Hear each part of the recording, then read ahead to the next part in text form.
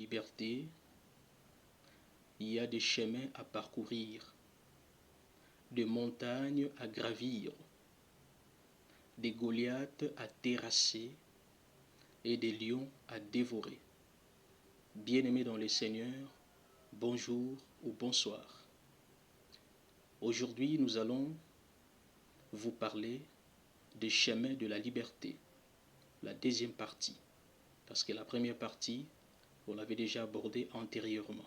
Aujourd'hui, nous allons finalement conclure avec ces thèmes. Le chemin de la liberté. Bien-aimés dans le Seigneur, le chemin de la liberté, c'est aussi le chemin de la repentance et de la confession sincère. Il y a une chose que vous devez savoir au sujet de la liberté. La culpabilité devient une prison du diable quand elle ne vous amène pas à la confession sincère. C'est-à-dire, il y a des gens qui sont enfermés dans la culpabilité. Ils regardent la gravité de leur péché au lieu de regarder la gravité de l'acte que Christ Jésus-Christ avait posé sur la croix. Ils sont bornés, n'est-ce pas, à observer, à examiner, à contempler la gravité de leur péché. Ils oublient l'œuvre que Jésus-Christ avait accomplie sur la croix.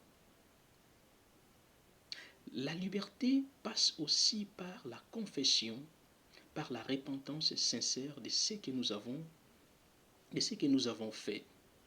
Et pourquoi, bien-aimés, nous confessons nos péchés? Nous confessons nos péchés pour obtenir la liberté. La confession du péché apporte la liberté dans le cœur. En d'autres termes, lorsque nous gardons nos péchés, lorsque, n'est-ce pas, nous laissons le péché, n'est-ce pas, progresser dans nos cœurs, c'est difficile que nous puissions trouver la liberté. La Bible dit ceci dans Proverbes chapitre 28, verset 13, « Celui qui cache ses transgressions, ne prospère point. » Bien-aimés dans le Seigneur, nous confessons nos péchés pour trouver la liberté.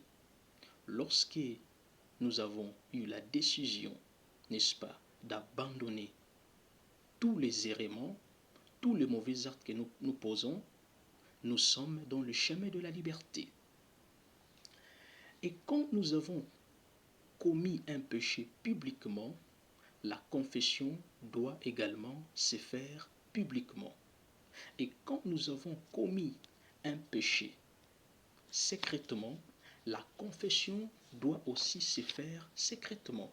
C'est ça, bien-aimés dans le Seigneur, le principe de la confession. Tu ne peux pas confesser quelque chose publiquement, un péché que tu as commis secrètement. Sinon, vous allez provoquer un scandale. Donc, un péché commis publiquement, la confession se fait publiquement. Un péché commis secrètement, la confession se fait secrètement. Le diable a un mensonge, c'est ce que vous devez savoir. Et ces mensonges consistent à vous convaincre que votre péché est gravissime et Dieu ne peut pas vous pardonner. Oui, c'est un mensonge que le diable, n'est-ce pas, place dans le cœur, dans les raisonnements de certaines personnes, en leur faisant croire que leur péché est si grave, de telle sorte que Dieu ne peut pas leur pardonner. Or, la Bible nous dit, si vous confessez vos péchés, il est fidèle et juste pour vous pardonner. Je suis dans 1 Jean chapitre 1er verset 9.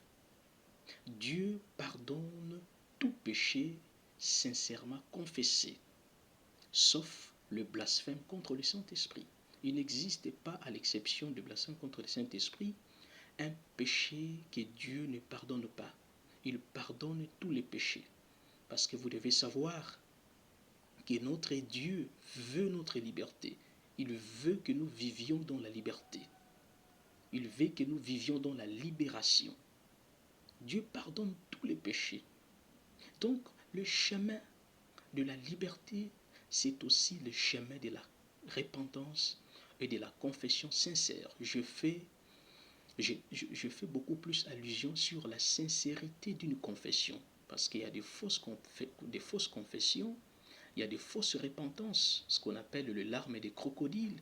Vous allez voir quelqu'un en train de pleurer, quelqu'un en train de, n'est-ce pas, de confesser son péché en faisant couler des larmes, et pourtant que sa confession, sa repentance n'est pas sincère. Une autre chose que vous devez savoir, le chemin de la liberté, c'est la décision sincère de pardonner celui qui vous a grièvement blessé ou offensé. Bien-aimés, lorsque nous refusons de pardonner celui qui nous a blessés, celui qui nous a offensés, lorsque nous refusons, nous sommes dans la prison. Nous vivons dans la prison. Nous vivons dans la prison. Le mot pardon devient difficile quand vous n'avez pas le Saint-Esprit. Celui qui n'a pas l'Esprit de Dieu, il aura la difficulté, n'est-ce pas, de pardonner sincèrement. Il aura la difficulté, n'est-ce pas, de libérer sincèrement son pardon. Pourquoi? Parce qu'il n'a pas le Saint-Esprit.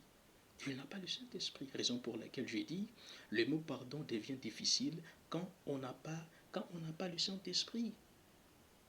Bien-aimé dans le Seigneur, le pardon a un pouvoir de libérer, n'est-ce pas, le cœur, de libérer un cœur de celui, le cœur de celui qui a offensé ou de celui qui est offensé.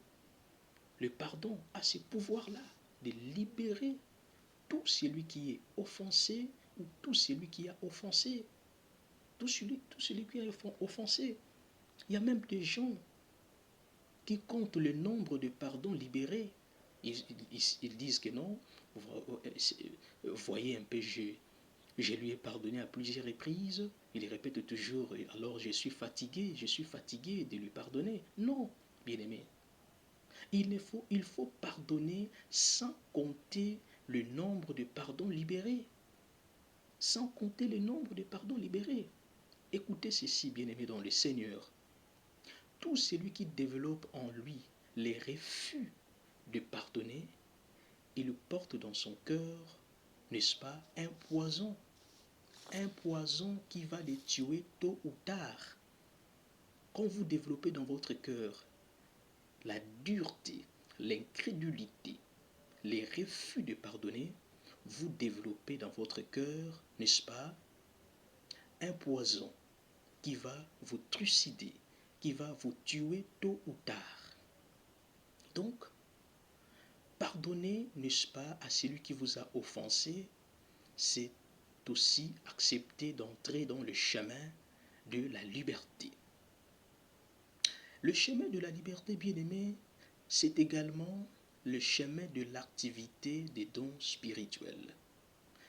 Dès Corinthiens chapitre 3, verset 17, la Bible nous dit ceci, là où il y a l'Esprit de Dieu, là il y a la liberté. En d'autres termes, la liberté, on la trouve là où il y a l'Esprit de Dieu, là où il y a le Saint-Esprit. C'est là où on trouve la liberté.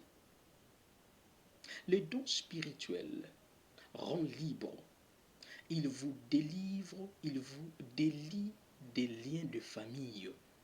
Nous connaissons des gens, des personnes qui avaient des dons spirituels en activité et qui s'étaient délivrés, qui s'étaient déliés des liens de leur famille. Aujourd'hui, ils sont devenus libres suite, n'est-ce pas, à l'activité des dons spirituels qu'ils avaient reçus.